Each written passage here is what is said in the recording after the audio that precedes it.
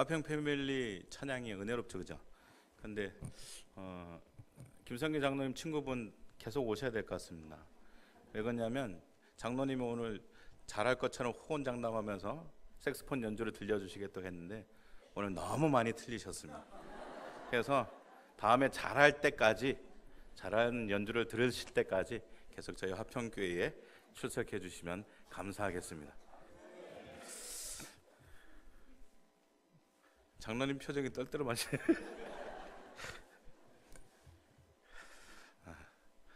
자, 오늘 이교구 전도감사 예배로 드려지고 있습니다. 세상에서 가장 빠른 새가 있다고 합니다. 무슨 새인지 아세요? 응? 다 아시네. 눈 깜짝할 새, 그죠? 눈 깜짝할 새 지나간다고. 그런데 그 새보다 더 빠른 새가 있다고 합니다. 무슨 새죠? 모르세요? 어느 새? 어느 새가 가장 빠르대요. 네, 그렇죠? 2016년도를 시작한 지 어느새 벌써 10월 중순이 되어가고 있습니다. 끝나지 않을 것 같았던 긴 무더위도 하나님의 질서와 섭리 앞에 누그러지고 결실의 계절을 맞게 되었습니다. 눈물로 뿌린 씨를 기쁨의 단으로 거두어야 할 때인 것입니다. 오늘 이교구 전도감사 예배로 드려지고 있습니다. 이 예배로 이교구의 사명이 끝나는 것이 아니라 감사는 물론이고 사명 감당을 위한 새로운 결단과 다짐이 있는 새로워지는 그런 시간이 되기를 소망합니다. 오늘 본문에서 만물의 마지막이 가까이 왔으니 라고 말씀합니다. 세상의 마지막 때가 가까이 왔다고 말합니다. 이 말씀은 사람들을 불안해하게 하고 또한 위협과 공포를 주기 위한 그런 말씀이 아닙니다. 오히려 이 말씀은 말세에 세상으로부터 핍박받는 신자들에게 위로이고 또한 용기를 주는 그러한 말씀인 것이죠. 오늘 이 말씀을 들으면서 만물이 가까웠다, 마지막이 가까웠다라는 그 말씀을 들으면서 혹시나 불안해하시고 근심하시고 걱정하시는 분들은 다시 한번 자신의 믿음을 한번 돌아보기를 원합니다. 내가 세상의 것을 더 사랑하고 있지는 않나?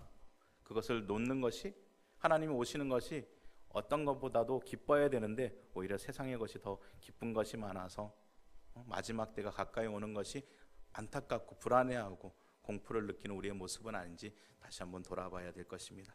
마지막이 가까이 왔다는 이 말씀은 주님께서 다시 오시겠다는 약속의 말씀을 일깨워 주므로 세상의 유혹과 핍박으로 해해지고 더욱더 물들어가는 우리들의 신앙과 믿음을 되잡게 합니다. 거룩한 하나님의 백성으로 분발할 것을 우리들에게 촉구하고 있는 그러한 말씀입니다. 만물의 마지막에 가까이 왔다는 말씀에서 우리가 깨달아야 하는 것은 바로 행동할 시간은 있으나 이제 낭비할 시간은 없음을 우리가 깨달아야 하는 것이죠. 마지막 때이니 모든 신자들이 게으름 마음을 품지 말고, 그렇다고 허둥대지도 말고 차분하게 각자의 자리에서 자신에게 주어진 그 사명에 최선을 다하는 우리가 되어야 할 줄 믿으시기 바랍니다. 자, 그럼 마지막 때 우리가 최선을 다해야 할 그 일, 그 첫 번째가 무엇일까요? 오늘 7절에서 우리들에게 가르쳐 주고 있습니다. 7절 함께 읽습니다. 시작. 만물이 가까이 왔으니 그러므로 너희는 정신을 차리고 근신하여 기도하라. 정신을 차리고 기도하라 라고 말씀하고 있습니다. 오늘 베드로가 이렇게 말하는 것은 오늘 베드로 자신의 뼈아픈 그러한 경험에서 우러나오는 말씀이라고 저는 생각이 됩니다. 예수님께서 십자가 달리시기 전에 예수님은 제자들에게 그토록 깨어서 기도하라고 말씀하셨습니다. 그러나 제자들과 베드로는 한 번도 제대로 깨어서 기도한 적이 없기 때문입니다. 우리 마태복음 26장 40절부터 41절 함께 찾아보겠습니다. 마태복음 26장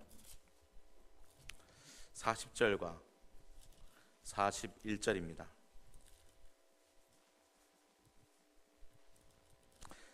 다 찾으셨으면 함께 읽겠습니다. 시작. 베드로에게 말씀하시되 너희가 나와 함께 한 시간도 이렇게 깨어 있을 수 시험에 들지 않게 깨어 기도하라. 마음에는 원이로되 육신이 약하도다 하시고. 베드로와 제자들은 늘 육신의 연약함을 이기지 못해서 깨어 기도하지 못했습니다. 그리고 그들은 결국 예수님을 부인하고 배반하는 뼈아픈 실수를 범하게 된 것입니다. 기도는 언제 담임 목사님께서 말씀해 주신 것 같아요. 기도는 마음과 믿음의 밭을 기경하는 그러한 일이라고 말씀해 주셨습니다. 기도함으로 하나님과 교통하고 하나님께서 주시는 은혜로 자신의 마음과 또한 믿음을 기경하는 것입니다. 자신의 욕망과 욕심, 교만, 내 생각과 같은 가시덤불과 또한 돌뿌리 같은 그러한 것들을 우리의 마음과 믿음의 밭에서 빼어내고 잘라내는 그 작업, 그것이 바로 기도인 것입니다. 그리하여서 자신의 생각과 뜻이 아닌 자신은 온전히 죽어지고 자신은 부인하여지고 하나님의 마음과 뜻을 그 뜻에 맞춰가는 그것이 바로 기도인 것입니다. 아무 흠도 없고 죄도 없으신 예수님께서 십자가에 달리시기 전에 겟세마네에서 무엇이라고 기도하셨습니까? 마태복음 26장 39절입니다. 조금 나아가사 얼굴을 땅에 대시고 엎드려 기도하여 이르시되 내 아버지여 만일 할만하시거든 이 잔을 내게서 지나가게 하옵소서. 그러나 나의 원대로 마시옵고 아버지의 원대로 하옵소서. 아멘. 이 기도에서 예수님은 육신을 가진 그 연약함을 보여주고 계십니다. 그리고 또한 연약함을 이기는 기도의 본을 우리들에게 보여주고 계신 것입니다. 베드로는 기도를 게을리함으로 자신의 마음과 믿음의 밭을 제대로 가꾸지 못했습니다. 그리고 예수님을 부인하는 씻을 수 없는 죄를 저지르고 말았습니다. 그래서 베드로는 주님께서 승천하신 이후에 기도하는 일에 더욱더 힘쓴 것이죠. 자신의 부족함을 깨달아 기도하는 일에 힘썼던 것입니다. 시간을 정하여서 기도하고 모든 일에 있어서 기도가 우선되고 하나님께 도우심을 간구하고 내 뜻이 아닌 하나님의 뜻이 이루어지기 위해 그렇게 기도의 삶을 살아가 끝내 그는 순교의 자리까지 하며 그의 사명을 잘 감당했던 것을 우리는 발견하게 되는 것입니다. 베드로는 본문에서 정신을 차리고 근신하여 기도하라 라고 말합니다. 정신을 차리다는 말은 귀신 들린 자가 제정신이 돌아왔을 때의 상태, 온전하고 맑은 정신을 의미하는 것입니다. 그리고 근신하라는 말은 술 취함과 반대되는 절제에 기초한 깨어있는 정신을 의미하는 것입니다. 3절에서 이렇게 말합니다. 너희가 음란과 정욕과 술 취함과 방탕함과 향락과 무법한 우상 숭배를 하여 이방인의 뜻을 따라 행한 것은 지나간 때로 족하다라고 말씀합니다. 예수 믿기 이전의 상태로 돌아가지 않기 위해 말세에 더욱 정신을 차리고 근신하여 기도하라 라고 뼈아픈 충고를 우리들에게 하고 있는 것이죠. 사랑하는 여러분, 오늘 이 세대를 바라보십시오. 얼마나 정신없이 살아가고 있습니까? 정신없이 바쁘게 모두가 살아가고 있습니다. 밤낮이 따로 없죠. 더욱 빨리, 더욱 편하고 간단하게, 더욱 자극적인 것에 사람들이 길들어져 있고 그것을 요구하는 세대입니다. 사람들마다 제정신으로 도저히 살아갈 수 없는 세상이라고 스스로들 그렇게 고백하며 그렇게 말하고 있습니다.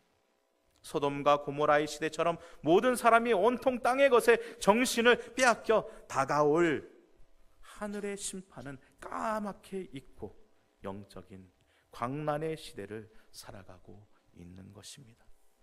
우리 다 같이 찾아볼까요? 누가복음 17장 26절부터 30절의 말씀입니다. 누가복음 17장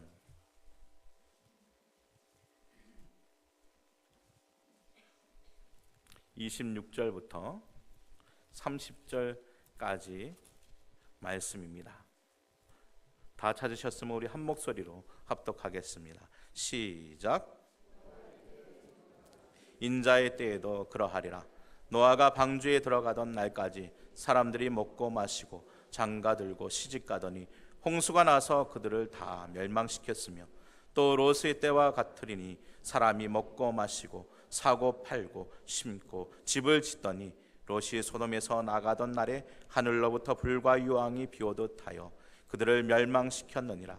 인자가 나타나는 날에도 이러하리라. 아멘. 과거에도 그랬었고 현재에도 그러하며 주님이 오실 그날까지 사탄은 우리를 미혹하고 정신없게 할 것이라는 것이죠. 사랑하는 여러분, 예수 그리스도께서 심판주로 오시는 그날까지 사단이 공중권세 잡은 세상은 미친 듯이 광란의 질주를 계속할 것입니다. 주님을 향한 우리의 마음을 혼란스럽게 하고 주님을 믿는 우리들을 조롱하는, 그리고 믿음을 빼앗으려고 할 것입니다. 그러하기에 우리는 더욱 정신을 차려야 합니다. 하나님과 교제하고 도우심을 구하는 기도의 자리에 우리가 더욱더 나와 무릎을 꿇어야 하는 것입니다. 그래야 할 때 성령께서 우리의 연약함을 도우시고 우리가 마땅히 구할 바를 알지 못하나 성령께서 말할 수 없는 탄식으로 우리를 위하여 구하실 것입니다. 그리고 기독케 하실 것입니다. 그리고 믿음으로 승리케 하실 것을 믿으시기 바랍니다. 그래야 아무리 세상이 분주하게 움직이고 미친 듯이 돌아갈지라도 우리는 절대 중심을 잃지 않고 세상에 휩쓸리지 않으며 말세의 믿음 위에 굳게 서는 저와 여러분이 될 것입니다. 사랑하는 여러분, 정신 차리고 깨어나십시다. 그리고 근신하여 기도하는 우리 화평교회 모든 교우들이 되기를 소망합니다. 내일 새벽 기도에 안 나오실 분들 한번 손들어 보십시오. 아무도 없습니다. 자, 내일 모두 새벽에 만나길 바랍니다. 그리고 특별히 기도 헌신자들, 그죠? 120명의 헌신자들을 찾고 특별히 또 기도의 그러한 표를 만들어서, 그죠? 주의 직원들 표를 만들어서 출석부를 만들었습니다. 열심히 동참하기에 힘쓰는 모든 교우들이 바랍니다. 자, 두 번째로 마지막 때를 살아가는 성도들의 모습은 어떠해야 합니까? 8절을 우리 함께 읽습니다. 8절입니다. 시작. 다시 읽겠습니다. 8절입니다. 베드로전서 4장 8절 시작. 무엇보다도 뜨겁게 서로 사랑할지니 사랑은 허다한 죄를 덮느니라. 아멘. 사랑을 하는데 어떻게 하라고 말씀합니까? 뜨겁게 사랑해야 한다고 말씀하고 있습니다. 우리 옆 사람 한번 찾아보십시다. 사랑합니다. 뜨겁게 사랑합니다 라고 서로 고백합니다. 그렇죠. 미지근하고 그럭저럭한 그러한 사랑 말하는 것 아닙니다. 자기의 필요에 의해서 형식적인 그러한 사랑이 아니라 서로가 꼭 필요해서 없어서는 안 될 그러한 존재로서 사랑하고 열정적으로 진지하게 뜨겁게 사랑해야 한다고 오늘 우리들에게 가르쳐 주고 있는 것입니다. 그럼 우리가 뜨겁게 사랑해야 할 그 이유는 무엇입니까? 먼저 마지막 때 교회를 넘어뜨리려는 사단의 시험과 핍박에서 예수 그리스도의 몸된 교회는 뜨겁게 사랑함으로 든든히 세워질 수 있기 때문인 것입니다. 사단은 마지막 때일수록 더욱 교회를 핍박하고 분열시키려고 할 것입니다. 베드로전서 5장 8절에 말씀하신 것처럼 우리의 대적인 마귀가 우는 사자같이 두루다니며 삼킬 자를 찾고 있는 것입니다. 4장 12절의 말씀과 같이 불시험으로 우리를 넘어뜨리고 분열시키려고 하는 것입니다. 그럴 때 우리는 어떻게 교회를 지키고 든든히 세워나갈 수 있을까요? 그것은 바로 사랑인 것입니다. 고린도전서 12장 25절부터 27절에 이렇게 말합니다. 몸 가운데서 분쟁이 없고 오직 여러 지체가 서로 같이 돌보게 하셨느니라. 만일 한 지체가 고통을 받으면 모든 지체가 함께 고통을 받고 한 지체가 영광을 얻으면 모든 지체가 함께 즐거워하느니라. 너희는 그리스도의 몸이요 지체의 각 부분이라. 아멘. 사탄의 핍박과 시험에서 교회를 지키고 든든히 세울 방법은 바로 교회의 지체인 성도들이 한 지체가 고통받으면 모든 지체가 함께 고통하고, 한 지체가 영광을 얻으면 모든 지체가 함께 즐거워하는, 서로 뜨겁게 사랑함으로 한 몸이 된 거룩한 연합체여야만 가능하다는 것입니다. 지체가 연합되어야 그리스도의 몸으로 제 기능을 할 수 있는 것입니다. 만약 교회인 지체가 우리가 서로 사랑하지 못하고 서로 부족함과 허물, 죄를 들춘다면 우리가 연합할 수 있겠습니까? 하나 될 수 없습니다. 어떻게 저런 사람과 내가 함께 할 수 있어? 절대 함께 할 수 없어.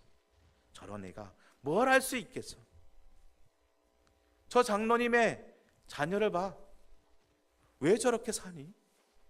저 권사님의 딸은 저렇게 해도 되는 거야? 권사님은 도대체 딸 교육을 어떻게 시킨 거야? 이런 말은 사랑에서 나오는 말이 아닙니다. 겉으로는 내가 당신을 사랑하기에, 내가 당신을 생각하기에 이렇게 권면한다 라고 말하지만, 그것은 오히려 사랑보다는 나는 너와 다르다, 나는 자신 있다, 너는 왜 죄를 짓니? 라는 자신의 우월감과 교만함에서 나오는 비판과 정죄의 말인 것입니다. 우리가 서로 사랑함이 없을 때 남의 허물과 약점, 그리고 죄가 보이고 상처가 되는 말을 아무렇게나 판단과 정죄의 말로 나올 수밖에 없는 것입니다. 그런 말과 행동은 우리를 연합하지 못하게 하는 것입니다. 그러나 하나님의 사랑이 우리 서로에게 충만할 때 그 사람의 죄와 허물을 가리게 되고 서로 깊은 사랑의 연합을 할 수 있는 것입니다. 주님의 사랑을 깨닫고 그 사랑이 우리 안에 풍성할 때, 우리가 찬양한 것처럼 주님 마음 내게 주십시오, 주님의 마음, 그 사랑의 마음이 우리 가운데 풍성할 때, 진정 그로 인해서 그 영혼을 열렬히 사랑할 때 나 또한 똑같은 죄인임을, 당신과 같은 똑같은 죄인임을, 나도 똑같이 죄를 지을 수 있는 그러한 사람이고 부족하고 연약한 인간임을 깨닫는 것입니다. 그리고 정죄가 아닌 먼저 사랑함으로 그를 위하여 엎드려 기도할 수 있는 것입니다. 그래서 오늘 본문은 사랑은 허다한 죄를 덮느니라 라고 말하고 있는 것입니다. 잠언 10장 12절에서도 미움은 다툼을 일으켜도 사랑은 모든 허물을 가린다고 말씀하고 있는 것이죠. 사랑은 남의 허물과 죄를 들추기보다 용서하고 덮어주는 것이며, 기도함으로 하나님의 긍휼과 자비를 구하는 것입니다. 그래야 교회를 든든히 세워 나아가는 것입니다. 무언가를 그에게 해주고 그 기대에 못 미친다고 원망하고 욕하는 것은 사랑이 아닙니다. 9절을 보십시오. 서로 대접하기를 원망 없이 하고, 11절에 누가 말하려면 하나님의 말씀을 하는 것 같이 하고, 누가 봉사를 하려면 하나님이 공급하시는 힘으로 하는 것 같이 하라 라고 우리들에게 말씀하고 있는 것입니다. 서로 원망하거나 불평하지 마시고 하나님의 사랑으로 뜨겁게 사랑하는 화평교회 되기를 바랍니다. 다음으로 우리가 왜 뜨겁게 사랑해야 합니까? 그 이유는 사랑은 주님께서 우리에게 주신 최고의 계명이고, 시대를 막론하고 모든 성도들에게 주어진 최고의 사명이기 때문입니다. 예수님께서는 말씀하셨습니다. 마태복음 22장 37절부터 40절에 예수께서 이르시되 내 마음을 다하고 목숨을 다하고 뜻을 다하여 주 너희 하나님을 사랑하라 하셨으니 이것이 크고 첫째 되는 계명이요 둘째는 그와 같으니 내 이웃을 내 자신과 같이 사랑하라 하셨으니 이 두 계명이 온 율법과 선지자의 강령이니라. 또한 요한복음 13장 34절부터 35절에 새 계명을 너희에게 주노니 서로 사랑하라. 내가 너희를 사랑한 것 같이 너희도 서로 사랑하라. 너희가 서로 사랑하면 이로써 모든 사람이 너희가 내 제자인 줄 알리라 라고 말씀하십니다. 혼란하고 혼탁한 마지막 시대, 무엇이 참인지 무엇이 진리인지 몰라 멸망으로 치닫는 세대입니다. 죄악으로 죽은 그 영혼을 주님께서 사랑하사 십자가에서 죽으시고 부활하셔서 영원한 생명으로 우리를 구원하셨습니다. 십자가와 구원으로 하나님의 뜨거운 사랑을 증명하셨듯이 이제 그 사랑으로 구원받은 우리가 뜨겁게 그 영혼을 사랑함으로 내가 구원받은 주님의 제자임을 증거하며 나아가야 하는 것입니다. 확실한 증거가 우리 가운데 있어야 하는 것입니다. 그것이 바로 뜨거운 사랑으로 우리가 증거를 삼아야 하는 것입니다. 신자 간에 서로 사랑하는 것은 물론이거니와 우리가 받은 하나님의 사랑을 가족과 이웃에게, 믿지 않는 자들에게 보여주고 증거해야 하는 것입니다.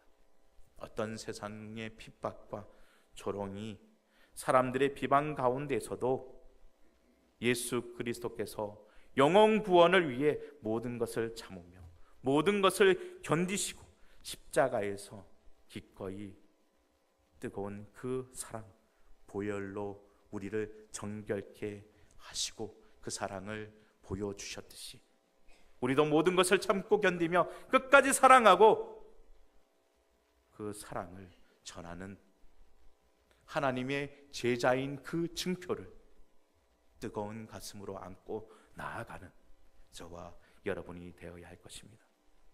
우리가 그 일을 감당할 때 우리가 예수 그리스도의 사랑을 받은 제자임을 구체적으로 증명하는 길이요, 하나님을 사랑하고 서로 뜨겁게 사랑하는 주님의 말씀과 사명을 감당하는 순종하는 길이기 때문인 것입니다. 여러분, 서로 뜨겁게 사랑하십시오. 절대 포기하지 마십시오. 주님의 사랑은 우리를 포기하지 않으셨고 모른다 하지 않으셨음을 기억하시기 바랍니다. 이제 교회의 지체들과 주님께서 사랑하시는 그 한 영혼 한 영혼을 바라보며 뜨겁게 사랑하는 저와 여러분들이 되십시다. 이 교구가 되시고 우리 모든 화평의 권속들이 되기를 소망합니다. 사랑하는 여러분, 저와 여러분은 마지막 때를 살아가는 예수 그리스도의 제자들입니다. 그렇다면 예수 그리스도께 십자가에서 보혈로 뜨거운 사랑을 보여주셨듯이 우리 또한 그 사랑을 증거하며 나아가는 저와 여러분 되시기를 바랍니다. 그리고 주님 오시는 그날까지 그 뜨거운 사랑이 식지 않기 위해서 더욱더 정신을 차리고 근신하며 기도하는 저와 여러분 되기를, 그리고 우리 화평교회가 그러므로 더욱더 굳건하게 진리의 등대로 세워지는 화평교회 되기를 주님의 이름으로 축복합니다. 함께 기도하겠습니다.